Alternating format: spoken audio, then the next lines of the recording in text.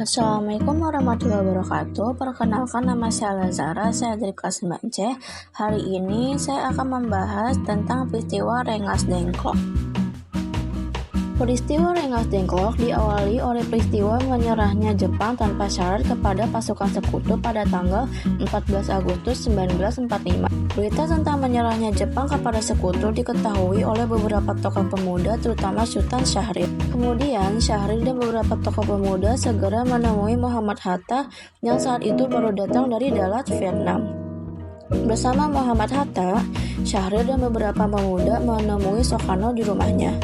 Syahrir mengusulkan Soekarno-Hatta agar secepatnya memproklamasikan kemerdekaan tanpa melalui PPKI karena sekutu akan menganggap kemerdekaan Indonesia sebagai suatu kemerdekaan hasil pemberian Jepang. Usulan Syahrir tersebut tidak disetujui oleh Soekarno-Hatta.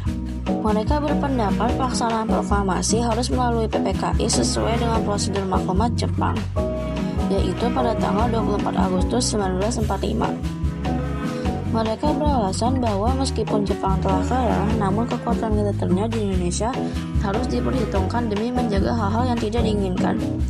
Perbedaan sikap ini mendorong para pemuda kembali berunding pada pukul 24.00 menjelang 16 Agustus 1945.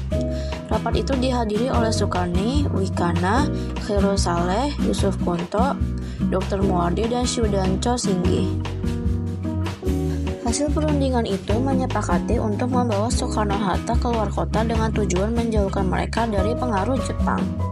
Pada tanggal 16 Agustus 1945 pukul 4.30, Soekarno-Hatta dibawa para pemuda Rengas Dengklok, Karawang, Jawa Barat. Sesampainya di Rengas Dengklok, Soekarno-Hatta dan rombongannya disambut baik oleh pasukan peta pimpinan Syudanco Subeno. Niat para pemuda untuk mendesak Soekarno-Hatta tidak terlaksana. Kedua tokoh golongan tua tersebut masih mempunyai wibawa yang cukup besar. Soekarno-Hatta tetap pada pendiriannya untuk tidak melaksanakan proklamasi kemerdekaan sebelum ada pernyataan resmi dari pihak Jepang tentang menyerahnya Jepang kepada sekutu. Selain itu, kemerdekaan tetap harus dimusyawarahkan dulu dalam sidang PPKI. Di tengah suasana tersebut, Ahmad Soebarjo datang beserta sekretaris pribadinya, Sudiro, pada pukul 17.30 waktu Indonesia Barat. Ahmad Soebarjo memberitahukan kebenaran menyerahnya Jepang kepada sekutu.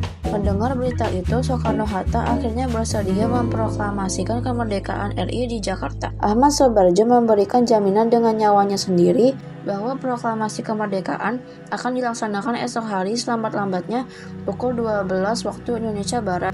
Dengan jaminan yang meyakinkan tersebut, Syudanco Subeno bersedia melepaskan Soekarno-Hatta. Kesimpulannya adalah peristiwa Rengas Dengklok merupakan salah satu momen penting dalam sejarah perjuangan kemerdekaan Indonesia. Meskipun terjadi perbedaan pendapat antara golongan muda dan golongan tua, namun akhirnya disepakati untuk segera memproklamasikan kemerdekaan Indonesia. Peristiwa ini menunjukkan semangat persatuan dan kesatuan bangsa Indonesia dalam meraih kemerdekaan. Itu saja dari saya, sekian dan terima kasih sudah mendengarkan. Wassalamualaikum warahmatullahi wabarakatuh.